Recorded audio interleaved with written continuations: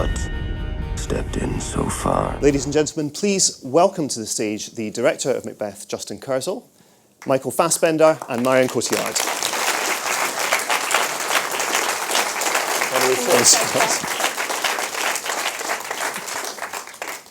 Anywhere you like. It's free form.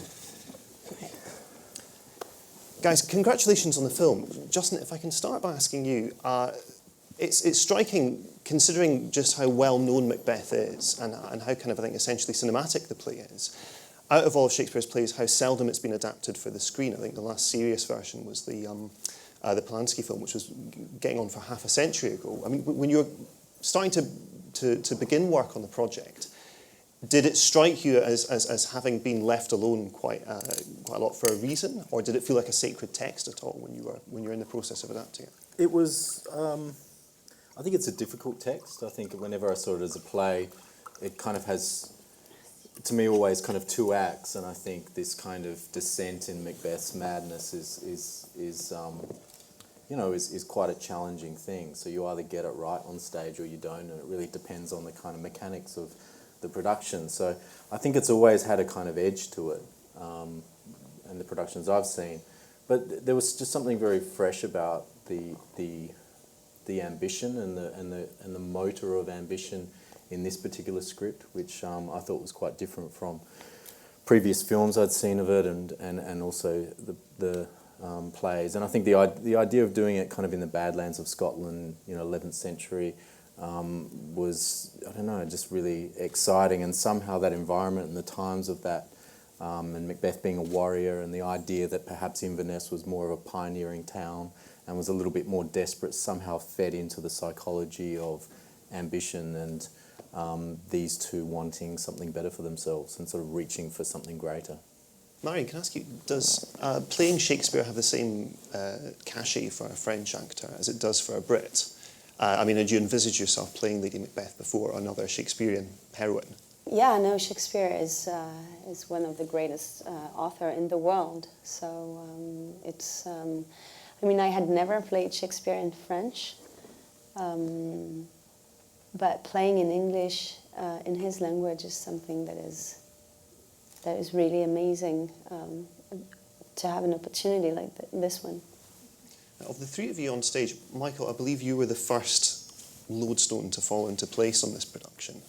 Can you tell us about, had you had this expectation that, this is a role, Macbeth was something you've been pursuing for years, or had this kind of burning desire to do on screen, or how did the project kind of present itself to you in the first place? It was just Ian Canning. We'd done Shame together, and we were, I think, promoting it at the time. He said to me, I want to make a film. Macbeth, and are you interested? And I just thought, well, absolutely. It was one of those things. I hadn't really been seeking it out, but when the opportunity came to me, I felt like there was no option but to go for it.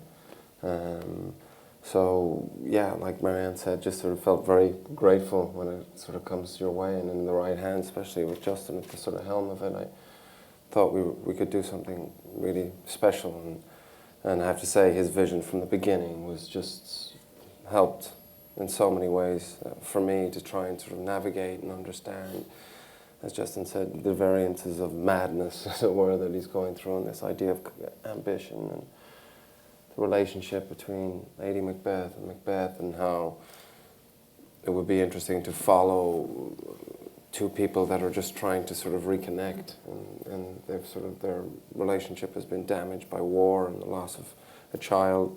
In this case, he went for the child and went for it wholeheartedly, and I think took very sort of brave and definite steps and had a sort of clear vision for it. And so all of those things combined, I thought we had something that was, yeah.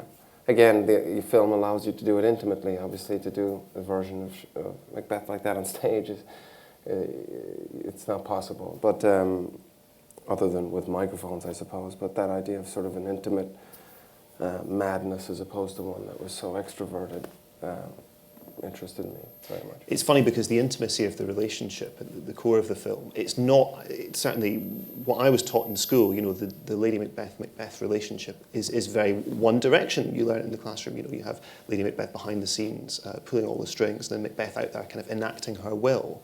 But in the film version, it's much more subtle and complex and difficult than that. I mean, was that something that was originally planted in the script, or did you develop that through rehearsal? I think all of us were drawn to that idea really independently, and then as we came together, and like I say, Justin really massaged that and you know, made it very clear that that's what we were going to be dealing with. The fact that she's actually, I found, as a sacrificial character. She's sort of gives herself up, as it were, but for her husband, in the hope that she can sort of, you know, number one, reconnect with him, but also sort of give him what they feel that they earned in a way. You know, I mean, Duncan sits on the throne pretty inept, whereas Macbeth is out there keeping the borders safe. And so in some respects, it's like, you know, that some might see it that, you know, that it would be something that he would be due. And in times like that, you take it by force, I suppose. You should say as well, the script came from, I mean, for me, as an outsider of the industry, it came from quite an unexpected source. I mean, the guys that wrote it, I think they'd done a Jason Schwartzman kind of man-child comedy, and a very good Jason Schwartzman man-child comedy, but not necessarily the kind of thing you would see and then think, oh, so their next thing is going to be a Shakespeare adaptation. How much, I mean, was the script at all developed from after you received it, Justin? I mean, how did you sort of help steer it?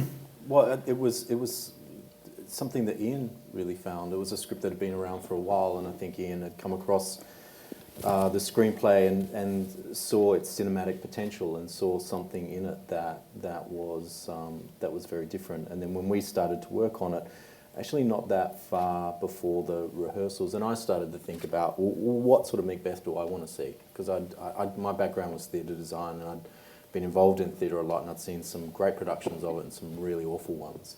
And also been in school and reading awful kind of readings of it. So it was kind of, there was a kind of humanity in it that I thought needed to be celebrated even more. And a lot of that came down to Macbeth being a warrior, but then Marion and I sort of discussed the notion and the idea of grief and loss and reaching for something kind of greater than you have. And also desperately trying to reconnect with a partner. And I think there was some very contemporary ideas in that that felt very different from, I guess, the more arched, conniving version of the Lady Macbeth character, who kind of, you know, loses a kind of dignity. I always found lost a kind of dignity at the end. And I was sort of determined to sort of find something that felt familiar. Felt very contemporary and dignified, which you know, which was kind of all centred on that out damn spot scene, and all centred on the idea of the loss of a child and the loss of an heir, which was very important. Just to pick up on that, actually, and also, Michael, you mentioned the intimacy of this production that's not really possible on stage. The idea that a soliloquy on stage, you can deliver it directly to the audience, and that's a dramatic convention that's there. But in cinema, we don't really have that. And Marion, your performance in that final scene, the to bed, there's knocking at the gate soliloquy.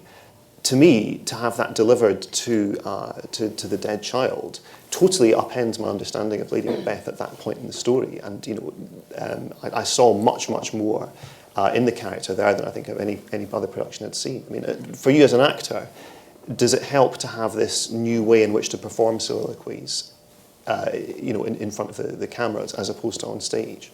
Does it change your approach to that at all? Does it allow you to draw anything else out of the material? Well, I didn't do much theatre, so I didn't really experience, even if I experienced soliloquy on stage, but yes, of course, the fact and the idea that she's talking to someone makes everything very simple, actually. You're not in the dynamic of talking to yourself with a very amazing text, but a hard one too. So it made everything very, very simple. Yeah, it was actually something that we kind of talked about a lot in terms of, I know Michael and I had some really robust discussions about the dagger scene and about kind of... I was going to say, because... Well, some of the ideas in it, and a lot of that came from the idea of giving a presence for those soliloquies to happen. Instead of them being to the moon or to the 50th row, that there was a human focus in all of them, even if it was a ghost. It was a kind of decision that we all made very early on to sort of have just something there that allowed you to have a dialogue with, as opposed to it being, I don't know, more of a kind of poem to space. Was there ever a stage when the dagger was going to come in on the invisible fishing line and kind of dangle here in front of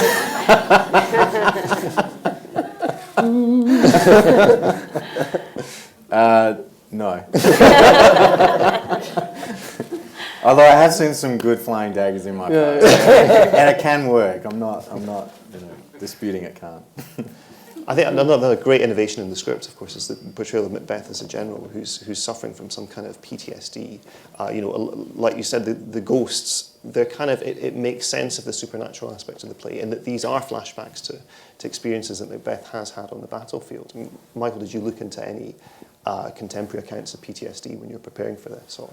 Yeah, we actually, a soldier came in that was suffering from it, from Afghanistan, and that was... I learned, a lot from that. I mean, originally, sort of just the idea of it, when Justin said it to me, it never occurred to me, and then as soon as it was told to me, everything made sense. This sort of not sleeping, the sort of hallucinations, the idea that the witches might even be part of that, and just somebody who was really fractured from the beginning. I mean, Lady Macbeth does say, she doesn't say everybody be cool, but she says, don't be alarmed. We've seen this kind of behavior before, so we know before the play starts he's suffered from these fits. And that was a really helpful key. I started off on that track, and then it seemed to sort of take these natural progressions. And again, Justin, sort of there with these really great sort of pointers. And so at the moment when he kills Duncan, there's almost a clarity in his killing because it is familiar to him. This is what he's used to doing. He's not used to sitting on the throne. And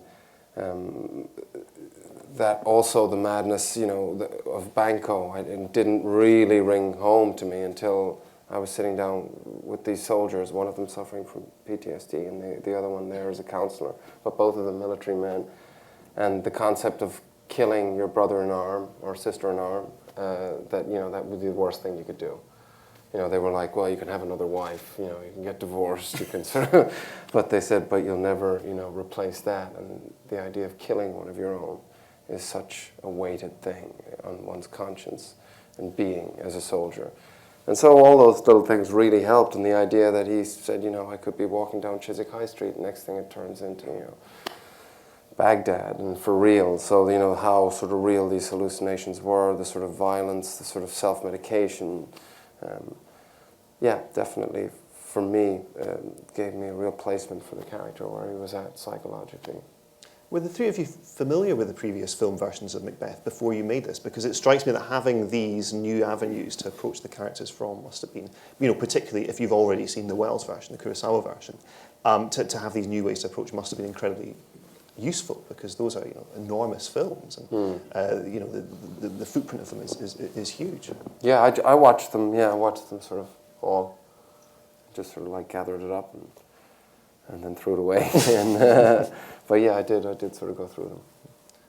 Marion, had you seen them before? I had seen the Roman Polanski one, but I felt that it might have been too disturbing for me to watch somebody play this text while I was searching my own way into it. So I didn't.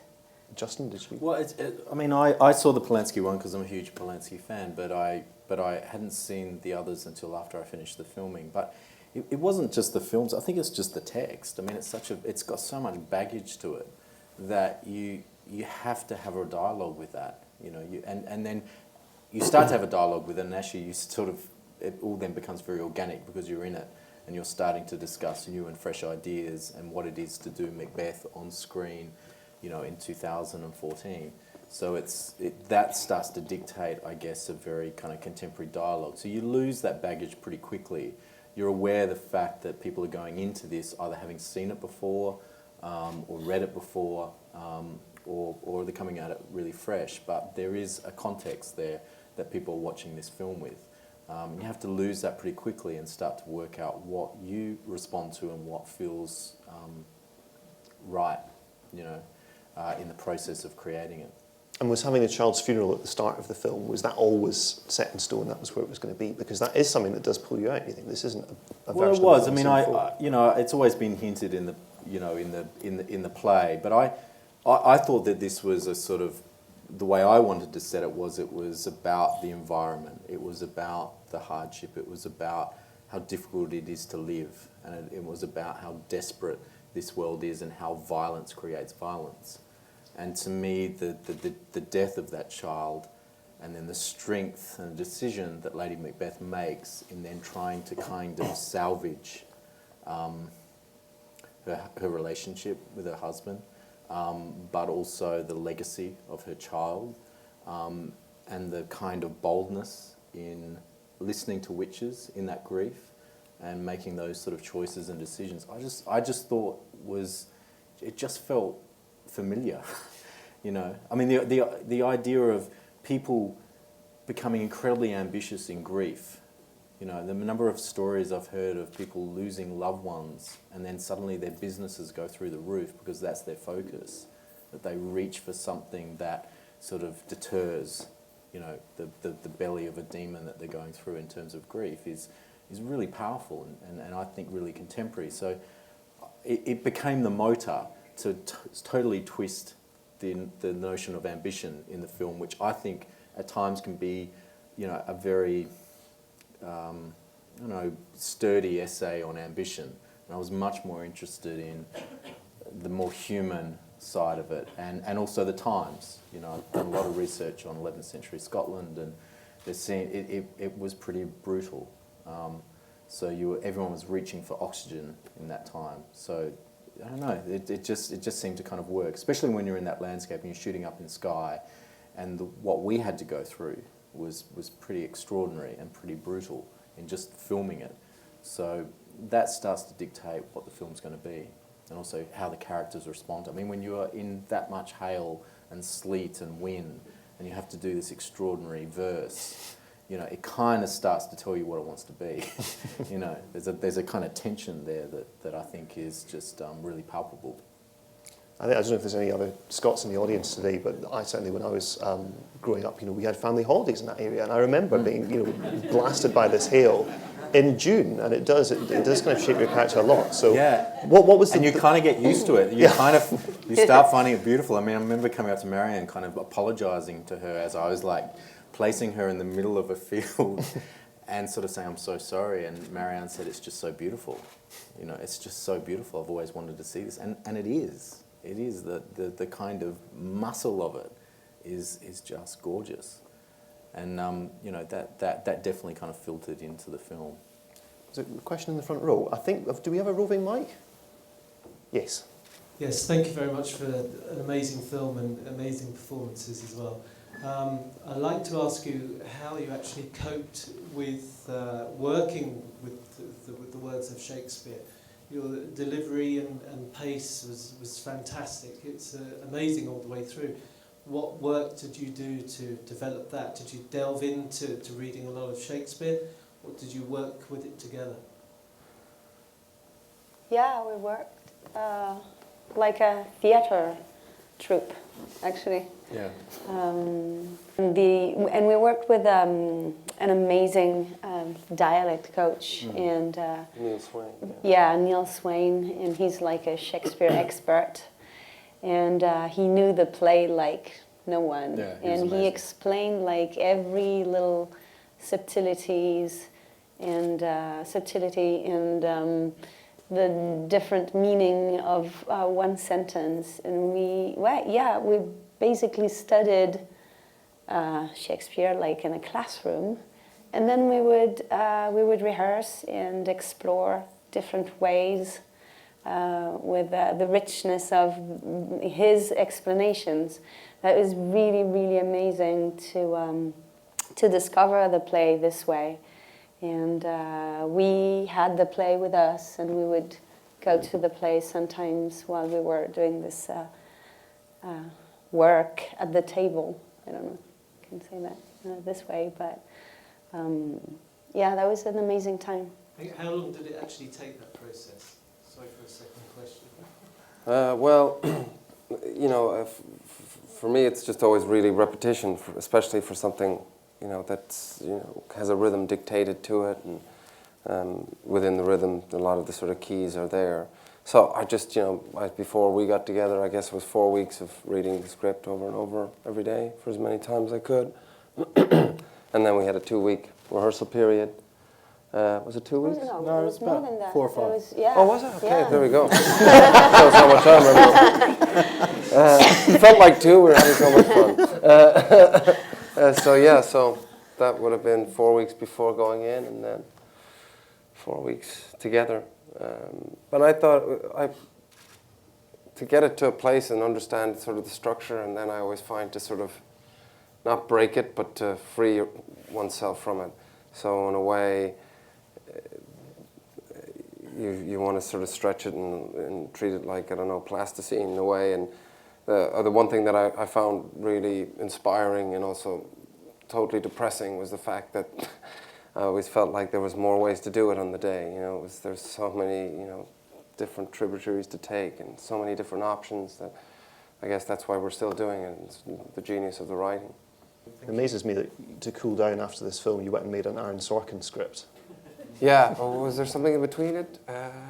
Yes, I actually went to what happened? No, I did, yeah, there was a couple of films in between. So Who's tougher than Shakespeare or Sorkin?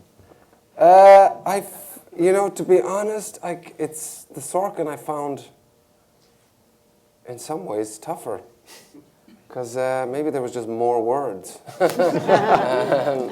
It's, you know, 187 pages or something, I don't know.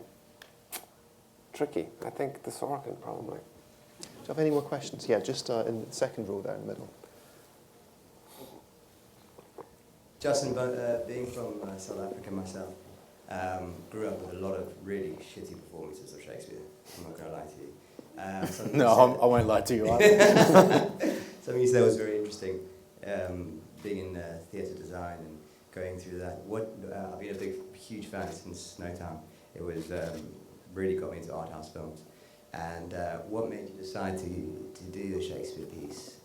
And what kind of the history of Australia come into any effect of that? I'd finished Snowtown and I spent a lot of time trying to think about doing a second film, and I actually committed to another film, and after 18 months it fell over.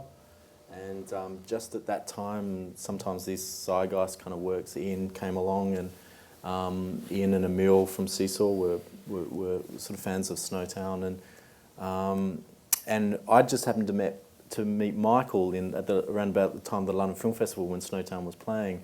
And Michael had seen Snowtown, and I was a huge fan of his, and we met up at a pub, and we just talked through the night, you know, and I was sort of thinking, wow, I'd really love to work with him one day. And then Ian came at this particular kind of moment in my life where everything was kind of going downhill with this other film, and said, would you like to do Macbeth? And I was like, yeah. And he said, you know, Michael's playing Macbeth, and I was like, yes, like that is really interesting. So it just came out of the blue, and I was, you know, really respectful and fan of Seesaw, and it just felt really right. And then I started looking at the script and the relationship that the characters had with the landscape, and you know, being Australian, and I have a real affinity with that sort of landscape. And Ian took me to Skye and Applecross, and I'd never seen something so kind of extraordinary. in my life, apart from, you know, some of the landscape in Tasmania in Australia. And I just sort of thought I have to kind of do this, you know. It just felt like all the, I don't know, it just felt, it was like someone kind of came down and said, you have to do this right here, right now, at this time. And it was great because I'd sort of spent so long worrying and thinking about what to make next, and things were falling through and not. And you, as I think as a second-time filmmaker, you start to kind of feel like, well, what am I going to do next? And it was just wonderful how this just sort of organically happened. And it was the last thing I thought I would do, a Shakespeare. That's my second film, absolutely last thing. But it's been a real delight to be able to kind of, you know, blessed to work with these two, but also work with that verse and find a new appreciation of it that I probably didn't have before. I wanted to echo congratulations as well. So Michael, so you're trying to find out this. I want to echo congratulations. It's a wonderful film, and I wish you all the best with it. We also saw Steve Jobs yesterday, the film, that is, and again, it was excellent, so well done with that as well, if you don't mind me saying, for this film. My question was that given the superstition of having to call it the Scottish play when it's done at the theatre, was there any kind of suspicions like that with filming this, considering obviously the marketing team would probably want you saying Macbeth, Macbeth, Macbeth all the time? We did change it to the Scottish film. We did. Things were. It did change at a certain point. Yeah, things were happening, and we did change. Because I came into it and I was like, fuck the Scottish play, like all this bullshit and blah, blah, blah. And then just shit started to happen. That was just like one after the other. And I was holding off. And then I think I said to the producers, we have to just call it the Scottish film. Like, that's it. And kind of when we started to do that, things started to kind of shift and change. But even through the edit process, on the edit room was the Scottish film. So it has an effect on you. I know Marion's spoken about this. I mean, it's a kind of seance that she performs in terms of bringing these witches to her. It's, you know, when you suddenly sort of, you know, you're there in the middle of the field at night and Marion's kind of saying, come ye witches, it's very powerful stuff, and you can't help but suddenly get caught up with this sort of dance with the darkness that, you know, that does sort of confront you all of a sudden. I know you felt that, didn't you? There was just stuff, there was a tension happening that you really connected to. Well, yeah, there's an energy around the play, the energy of the elements where we shot the movie, and the fact that we had been working on it all together, which created a very special energy too, added to this, and those words, and the fact that all day long you actually believe that that it's real. So, well, that's what we do as actors, and directors, but there's, very, very special feeling. I wonder if part of the energy as well comes from the fact that some of the most iconic scenes from the play, I'm thinking, the porter scene, and the double toil and trouble sequence. I mean, you do have the brewing of there's a smile here. We'll have to find out what that's about. But I mean, what did you actually shoot those, or did you kind of strip them away in the first place deliberately, not to have them there?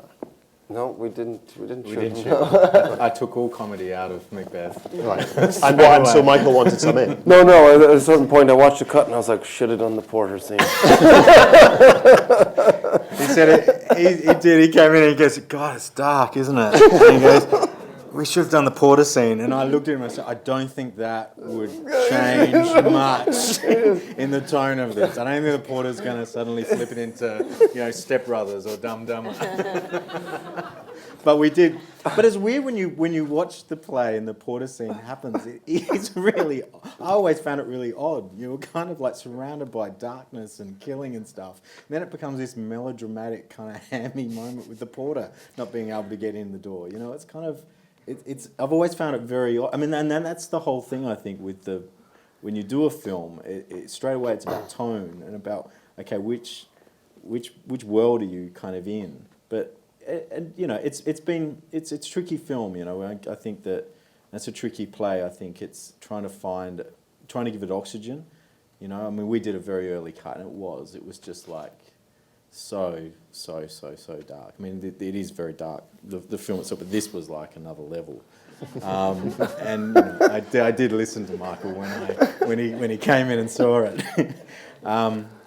But I also think there's incredible beauty and lightness in it. You know, I think that, to me, I've never been sort of scared of darkness not having light.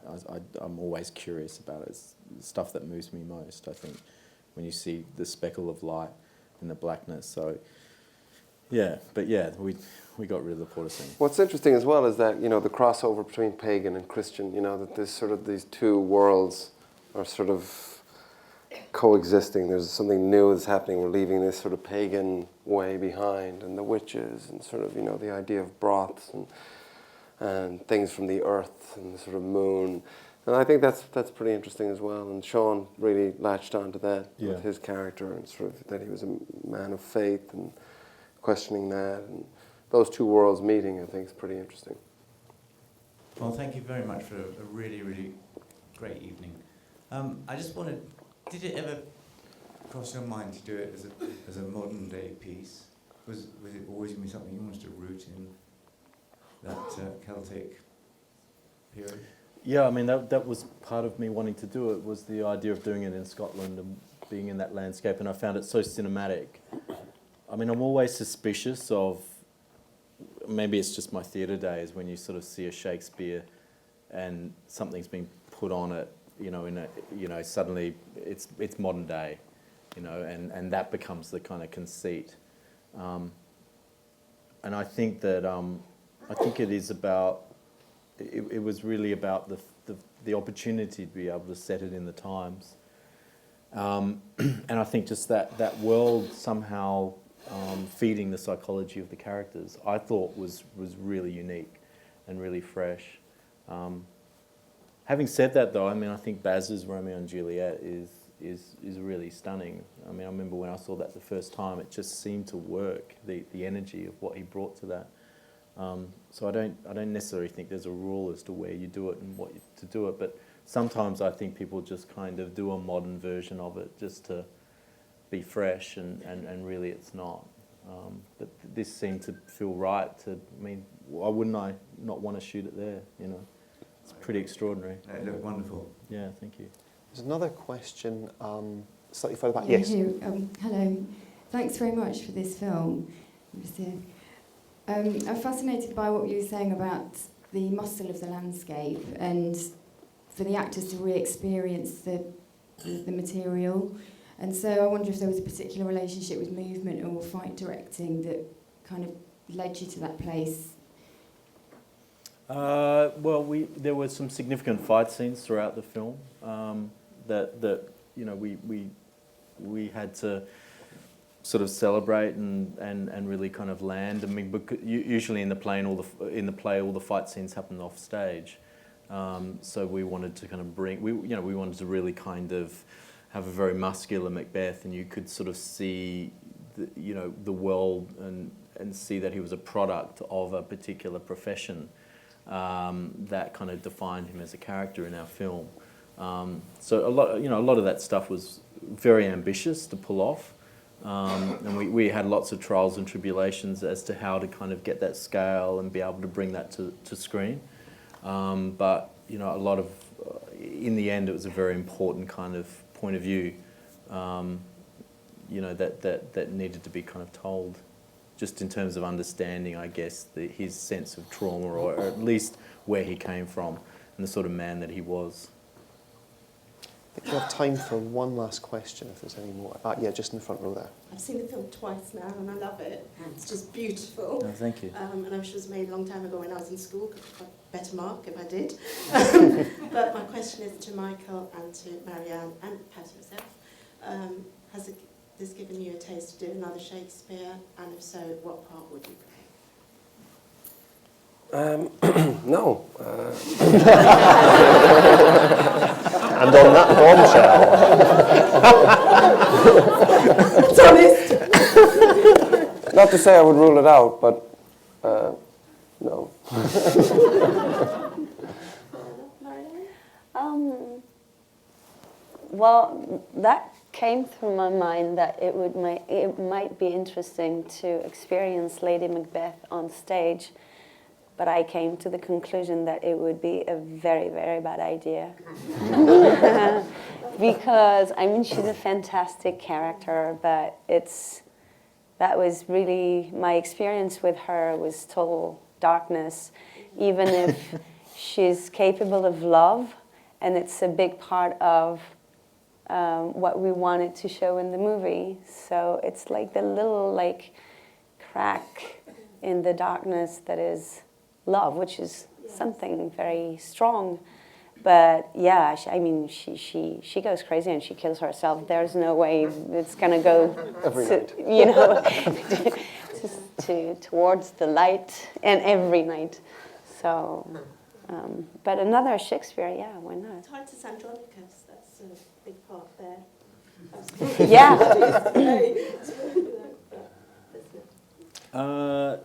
I'd love to do one on stage. Yeah. Look forward to it. Yeah, Which thank one? you. Well, I've always loved Merchant of Venice.